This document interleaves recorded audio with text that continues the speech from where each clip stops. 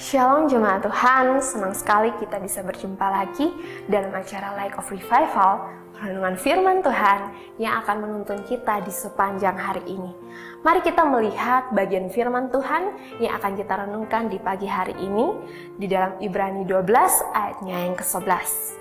Memang tiap-tiap ganjaran pada waktu ia diberikan tidak mendatangkan sukacita tetapi duka cita. Tetapi kemudian ia menghasilkan buah kebenaran yang memberikan damai kepada mereka yang dilatih olehnya. Ganjaran yang tepat.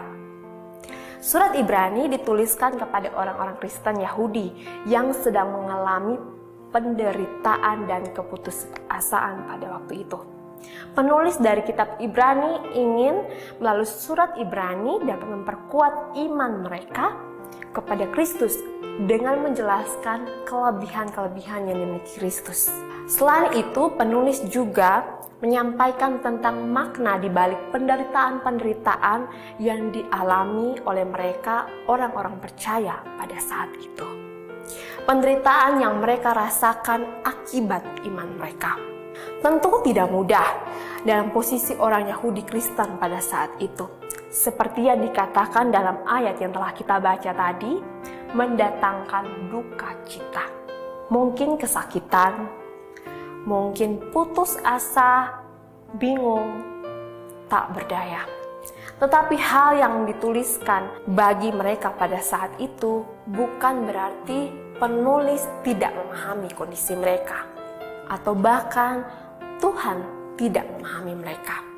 Bukan juga karena ketika penderitaan itu mendatangkan perasaan yang menyakitkan, itu karena Tuhan tidak mengasihi mereka.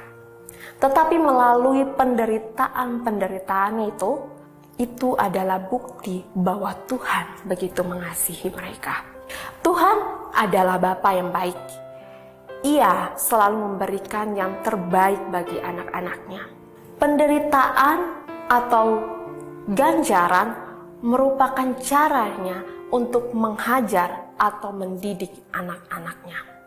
Ganjaran yang diberikan bisa saja akibat dari kesalahan atau dosa yang dilakukan oleh anak-anaknya. Tetapi juga ganjaran bisa saja untuk melatih anak-anaknya menjadi anak-anak yang kuat dalam menjalani hidup ini. Ganjaran ini memang tepat dalam pandangan Tuhan, dikarenakan pada saat itu ada godaan besar yang dihadapi oleh orang-orang percaya pada saat itu, atau orang-orang Yahudi Kristen pada saat itu. Godaan itu berasal dari orang-orang Yahudi yang bukan orang-orang percaya. Mereka ingin menarik orang-orang Yahudi yang percaya untuk berbalik kepada iman mereka yang lama.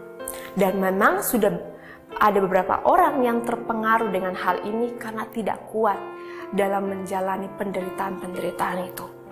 Dari sini kita belajar bahwa kita sebagai orang percaya sungguh-sungguh kita membutuhkan ganjaran atau penderitaan-penderitaan. Karena ketika kita melakukan kesalahan atau dosa, maka kita perlu diperbaiki. Begitu juga ketika kita hidup sebagai orang percaya. Kita haruslah menjadi orang percaya yang kuat atau terlatih. Jadi bersyukurlah kalau kita sebagai orang percaya masih ditegur atau diberi ganjaran oleh Tuhan. Maka itu adalah bukti bahwa Tuhan kita adalah Bapa yang begitu mengasihi kita. Jika tidak, maka kita akan semakin jatuh atau terlena dalam dosa-dosa kita. Kita menjadi orang percaya yang lemah, yang mudah diombang-ambingkan dalam berbagai hal. Selain bersyukur, kita juga tidak boleh menganggap remeh akan ganjaran atau teguran yang diberikan oleh Tuhan. Dan berpikir bahwa karena Dia mengasihi kita, jadi kita tidak perlu sungguh-sungguh untuk memperbaiki diri kita menjadi lebih baik. Jelas ini juga salah, karena ini tindakan yang hanya akan membawa kita semakin jatuh di dalam dosa. Percayalah akan janjinya bahwa pada akhirnya ganjaran-ganjaran bagi setiap kita yang percaya sungguh-sungguh akan menghasilkan buah-buah kebenaran dalam diri kita yang mendatangkan damai sejahtera seperti bagi orang-orang Yahudi Kristen pada saat surat ini diberikan. Mungkin belum terlihat, tapi Tuhan kita pasti akan mengerjakannya dalam diri kita. Tidak ada hal yang terbaik yang dihasilkan tanpa proses, tanpa disiplin, apalagi itu dari Tuhan. Jadi bagi kita semua jemaat Tuhan dalam menghadapi kehidupan kita masing-masing mungkin terasa berat karena itu ganjaran-ganjaran yang Tuhan berikan untuk melatih kita. Tapi percayalah ketika kita sungguh-sungguh menjalaninya dengan percaya dan mau belajar melaluinya, maka kita akan menjadi orang-orang percaya yang kuat, orang-orang percaya yang bertumbuh di dalam Tuhan. Biarlah firman Tuhan ini sungguh-sungguh boleh menguatkan kita semua dalam menjalani proses-proses hidup yang Tuhan izinkan dalam hidup kita. Mari kita berdoa. Ya Tuhan, kami sungguh sangat bersyukur untuk kasih setiamu yang masih Engkau berikan bagi setiap kami, anak-anak-Mu. Sampai di saat ini, kami mengakui bahwa kami anak-anak yang lemah, yang sering jatuh dalam dosa dan menyakiti hati suci-Mu. Tapi kami sungguh bersyukur bahwa kami punya Tuhan, yang Bapa yang baik, yang selalu memberikan yang terbaik, bahkan memberikan ganjaran atau hajaran bagi setiap kami anak-anaknya yang membutuhkan. Itu semua adalah cara-Mu Tuhan untuk mendidik kami, untuk melatih kami. Ajarlah kami untuk menyadari akan hal ini dan mau belajar darinya Tuhan.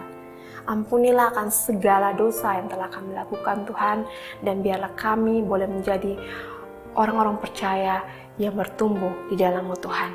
Terima kasih Tuhan Yesus, inilah doa kami, dan nama Tuhan Yesus Kristus kami telah berdoa. Amin. Jemaat Tuhan, mari jadikan firman Tuhan sebagai pelita dan terang dalam kehidupan kita. Tuhan Yesus memberkati kita.